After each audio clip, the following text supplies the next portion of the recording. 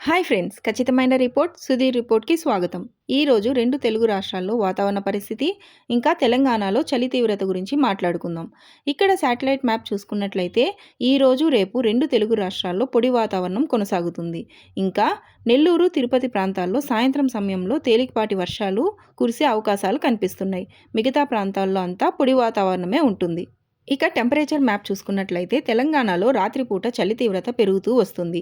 కామారెడ్డి, సిరిసిల్ల, మెదక్, సిద్దిపేట, గజ్వేల్, నర్సాపూర్ ప్రాంతాల్లో ఉదయం 9 గంటల సమయంలో 24 డిగ్రీల సెంటీగ్రేడ్ ఉష్ణోగ్రత నమోదయ్యింది. ఇదే ప్రాంతంలో రాత్రి సమయంలో 21 డిగ్రీ సెంటీగ్రేడ్, 22 డిగ్రీ సెంటీగ్రేడ్ ఉష్ణోగ్రత నమోదై ఉంది. దీన్ని బట్టి చూస్తే నెమ్మదిగా చలి తీవ్రత పెరుగుతూ ఉంది.